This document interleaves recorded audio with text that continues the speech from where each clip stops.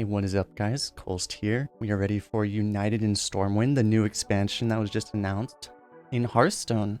So we got a bunch of new cards, and they've announced, I believe, 16. So we're gonna just talk about some of the cards that or all the cards that they've announced from an arena perspective. So we have chat here. We're gonna do this review of Twitch chat. So hey, say hello, Twitch chat. Say hi, YouTube. And without further ado, let's just get right into it. We'll start with quite the powerful one here. Ramming Mount, the Hunter spell. 3 mana, give a minion +2/+2 and immune while attacking. When it dies, summon a ram. What is a ram, you may ask? It is a 2/2 that for some reason is also immune while attacking. So a 3 mana +2/+2 that summons a 2/2. Honestly, that would be a pretty good card, but you had this whole immune thing. Pretty damn good. So there have been very few times they've actually added immune into the game. The best time and the most relevant time in Arena was Death Speaker, which was a 3 mana 2/4 that gave a minion immune while attacking for 1 turn, or just immune for 1 turn. The point is that this card is going to be extremely, extremely good. It's just, you're getting way too much for one card. Of course, you really do need to actually have initiative to make it work. So you compare this thing to like Velen's Chosen or something. That was a good buff before. That was a 3 mana +2/+4 buff. This thing initially is a 3 mana 2/2 plus however much health you're saving plus whatever you're attacking into. So maybe 2/5, 2/6, 2/10, and then you can get more immune. It's just, the upside is crazy. And then you just get a 2/2 at the end. It's very, very, very good. Very, very strong. Oh yeah, and as I mentioned before, Twitch chat can feel free to put their input by saying whatever they want or rating through the Pepe star emotes. And we see we have a lot of 5s. I cannot disagree too much. Next, we move on to a card which will not get a 5. An interesting topic of discussion. We have the next one here, Heavy Plate, the Warrior spell. This is tradable keyword. The tradable keyword is interesting. So basically you drag this, apparently you just physically drag this card to your deck and you basically say, I don't want this card. You spend 1 mana, but you just replace it with something that you actually want. And with a card like this will be in Arena, something you often swap back into your deck because you're never going to actually want this. Not very often, at least. So I think the fact that, honestly, because tradable, it lets you 1 mana cycle isn't actually that bad. The problem is you may draw it multiple times, you may have to pay the cost multiple times, but 1 mana cycle is better than absolutely terrible cards. So I think anything with the tradable keyword on it automatically would get like a 1.5 or 2 out of 5. No matter what it does, even if it literally did nothing, it would probably be a 1.5. So this thing, I mean, armor is sometimes good. There's some synergy for armor, so I think this would be like a 2 out of 5. It's going to be a card you are going to pick sometime. Not very often, but you will actually take this card occasionally. Still not a card you can be looking forward to too often. Next, we'll move on to the Priest Legendary minion. 5 mana 5/6, Dark Bishop Benedictus. Probably not something you're going to be triggering too much in Arena. To be honest, we don't know if this card will even be in Arena. Sometimes these extremely synergy-based cards aren't in Arena. Theoretically, I mean, this thing's a 5 mana 5/6. You could actually hypothetically trigger it. So maybe this will be in Arena, but maybe it's not. If it is, I mean, well, it's pretty much just a 5 mana 5/6, right? It'll be playable, so, but yeah. But there's a fairly good chance it won't be in Arena. We'll have to find out on that, but yeah, I'll move on past that because we don't even know if it will be in Arena. But it's a 5 mana 5/6. I guess that's like a 3-star. I don't know. Next, we move on to a card which will not be rated 3-star. It is Spikeridge Steed. I mean, Elec Mount. Elec Mount is a 7 mana spell which is given to Priest. Give a minion +4/+7 and taunt. When it dies, summon an Elec. What is an Elec? Just like Spikeridge Steed, how it was the same stat line, it is a 4/7 with taunt. So compared to Spikeridge Steed, this is 1 additional mana, but for 1 additional mana, you get +2/+1 on both bodies, and it's in Priest. And you get Beast Tag, by the way, but you did in the other thing too.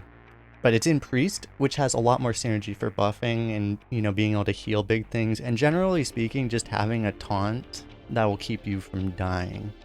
Like, honestly, Speed wasn't even that great of a fit in Paladin, other than the fact that it allowed you to get more initiative out of it a lot of the times. Yeah, it's worth noting, I think, there's been some sort of a pushback from certain people that have said, like, you know, this card probably might not be as dominant as Steed was at the time. And it's like, that might be true. It's worth knowing that this thing is way, way, way better than Steed was. Just because one of the problems with Steed, especially if you played with it recently, was that that 2 attack just wasn't enough to slow people down. It would slow people down, but it just wouldn't actually accomplish anything. It's kind of like, you know, the old mage spell Blizzard that doesn't exist anymore. It would stall, but it just wouldn't do anything. This thing just has so much more attack that it's gonna kill pretty much everything that runs into it, right? So the card you compare this to, I think, is Scrapyard Colossus. It basically turns any minion, even if you just play this on turn 9 with a 2-drop, you basically turn it into a Scrapyard Colossus. So, and that's just something that Priest just really, really likes. Scrapyard Colossus, in my opinion, is a premium card in Priest. So this will be very, very good. And basically, unless you get like Silenced or Transformed, it's a guaranteed stabilization. So this is a pretty crazy card. Moving on next to an interesting card, we have Prismatic Jewel Kit. This is a Paladin rare weapon. 1 mana 0/3. After a friendly minion loses Divine Shield, give minions in your hand +1/+1, lose 1 durability. So hypothetically, you could get +3/+3 hand buff for 1 mana. So there are, like, you know, there's been cards that effectively have been just 1 mana to get a single +1/+1 hand buff, and those are playable cards. This thing has a bit of a tricky condition to trigger, but it is possible. You know, you could even get an Adventurer or something. It's one of those cards where it feels like one of those cards where occasionally you could get completely memed by it, but it would be very, very unlikely.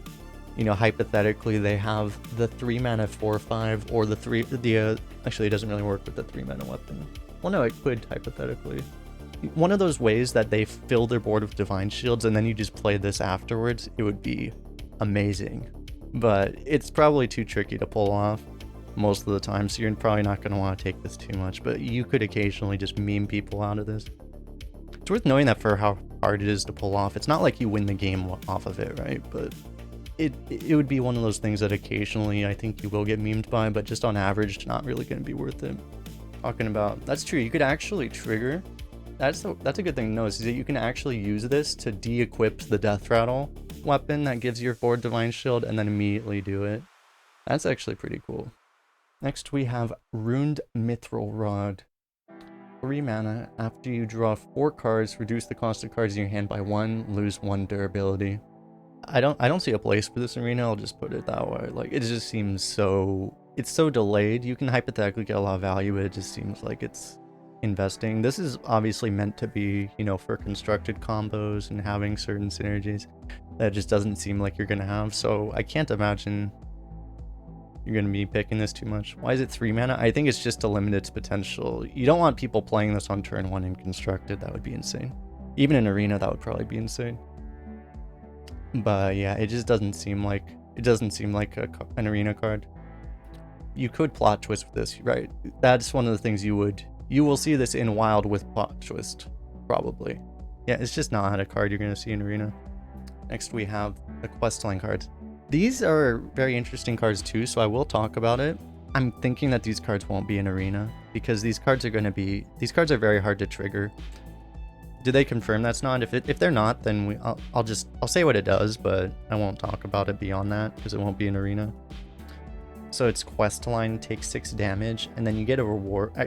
Honestly, this is too long to complain. I'm not gonna talk about it. It's gonna take way too long. It's really confusing. So I'll just skip past it. But I guess I will just point out that there was another one announced also. There was a mage quest line, and you have to cast a variety of spells. This one especially is going to be really hard to trigger, but, you know, interesting mechanics. Yeah, anyway, now let's talk about Fire Sale. This is a common mage spell, a 4 mana, tradable, deal 3 damage to all minions.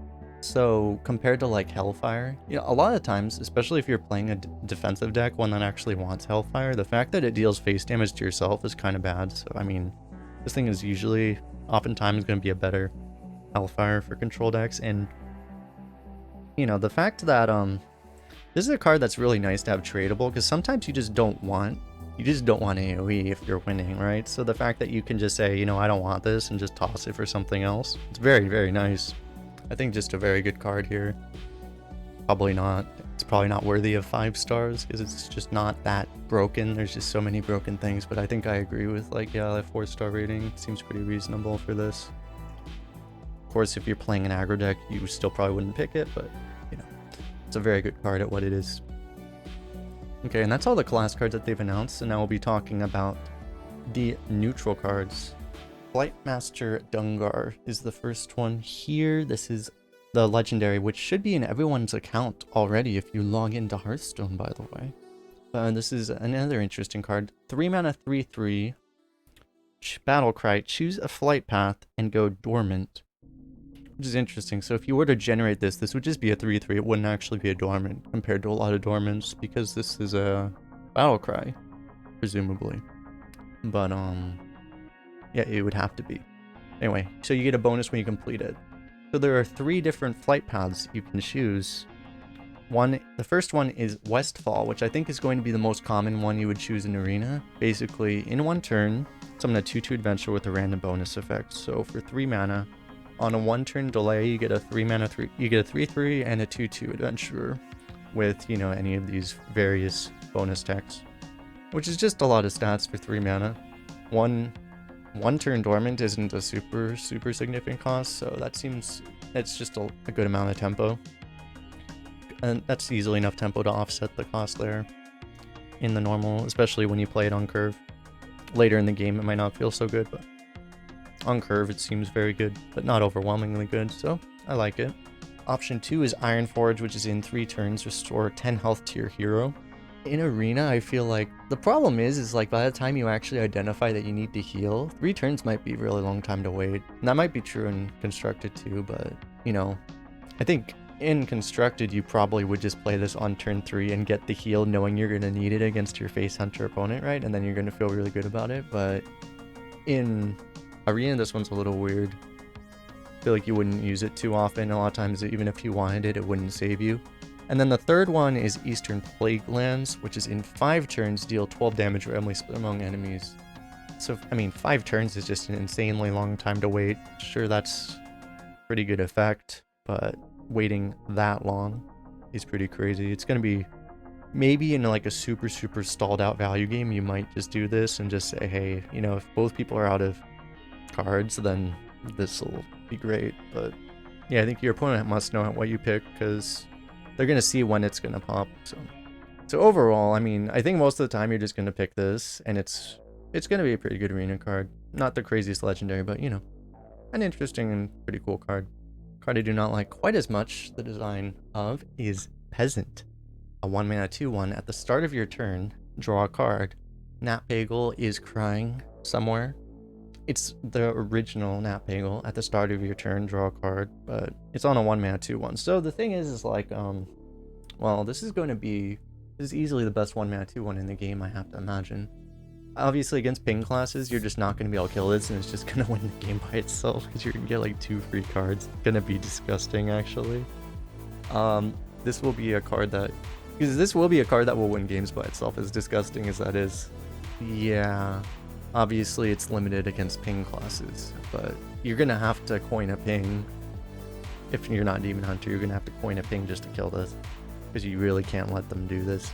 Get draws out of this thing. So, yeah, I strongly dislike this card. I don't know how good it's going to be on average. It probably is a 4-star on average, I want to guess. Maybe 3 to 4. Because you need to play it on turn 1. It's probably not that good. It's probably it's actually probably just a 3-star card on average, but it's going to win games by itself. It's just going to do nothing a lot of the time. And that upside is going to make it worth it, especially for weaker players to pick it. So you're going to see a lot of them. It's going to be a mess. Let's just move on from that one. So to a card I actually really like the design of. This one is Pandaren Importer. One thing that some people have been complaining about is, you know, there's been so many cards, Venomous Scorpion being the most obvious and most extreme offender of having Discover cards, which you don't pay anything for the Discover for. But here's a card that you actually pay something. So this is a 2 mana, 1/3 Battle Cry. Discover a spell that didn't start in your deck. And if they wanted to put Discover into the game, I really like, from a this is more from a constructed side, I really like the text on this, that it didn't start in your deck.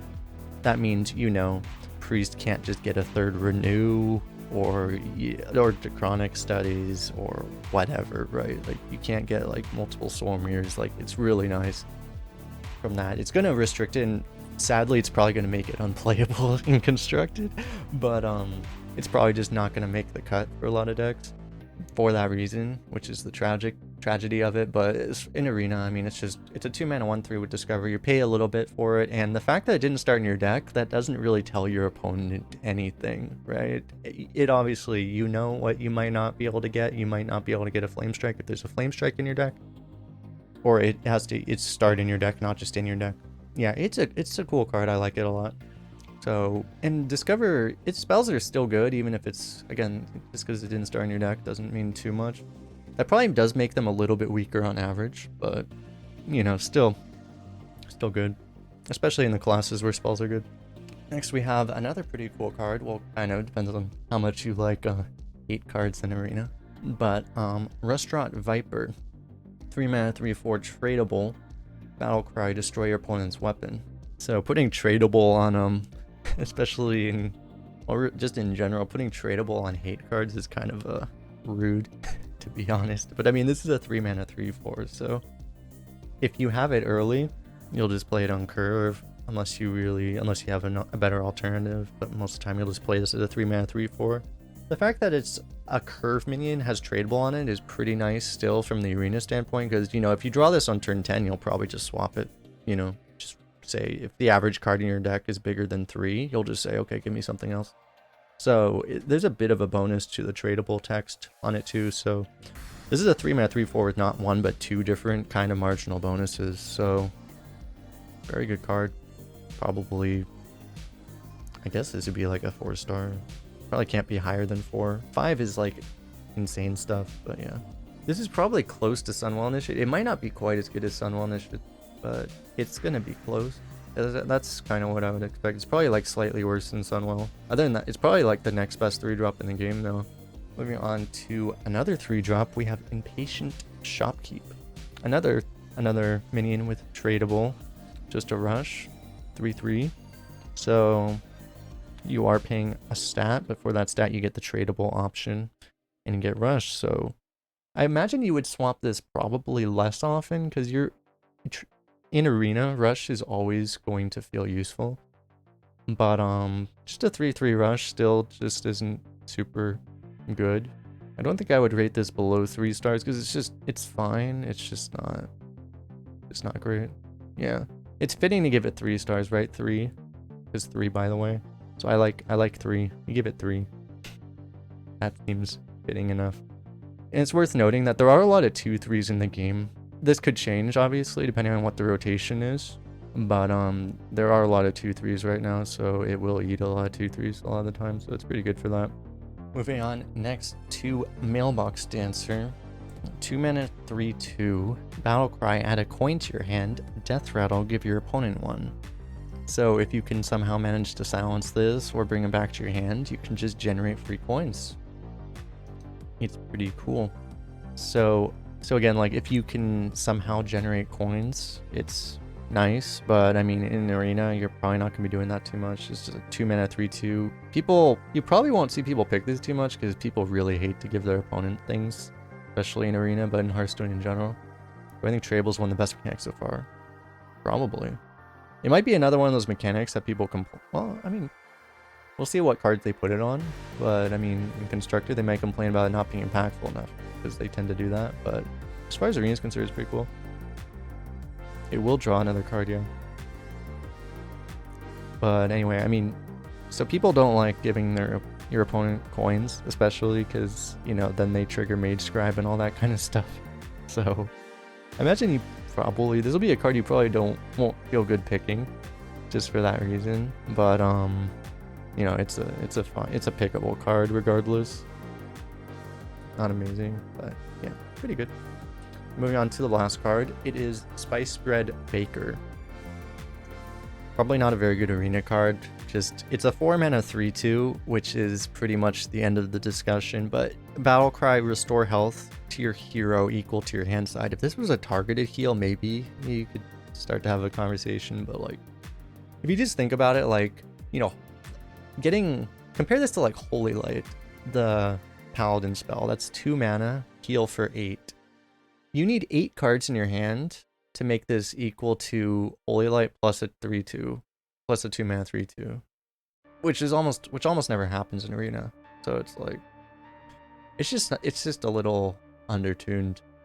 It's just doesn't seem like something you're gonna really want. If you have like the craziest control Warlock deck that just needs healing, you might take it. Because I mean, honestly, this might be like, it's probably fair to say this might be like slightly better than. Maybe this is slightly better than like Antique Healbot, but that's what we're talking about, so it's just not a very good card. Oh, that's what you're asking? If I do believe you, I think immediately you can't draw the same card again. I'm pretty sure. It says draw a new card. You're not going to redraw itself, but the next turn you might just draw itself. So that's part of the problem, is like, if it's something you don't want, you know, if it's something like this that you actually don't want, then you might have to keep, shuffling it over and over. So you're not just going to pay 1 mana, you're going to have to pay like 2, 3, 4, 5 mana, right? To have to keep reshuffling this thing. So that's going to limits it a bit, but you know, it's still pretty nice. But anyway, that is it. Thanks a lot for hanging out, everyone. We're going to stay here on Twitch, but this is where we say goodbye to the YouTube people. Goodbye. If you liked this video, don't forget to like, subscribe, and comment on what you thought about all these cards. But yeah, thanks a lot again. We'll see you guys next time. Peace out. Where are these cards coming? I probably should have said that in the video, huh? That probably would have been a good thing to say. I don't know, actually. Someone in chat knows. August 2nd or 3rd. Yeah, something like that. So approximately 1 month away.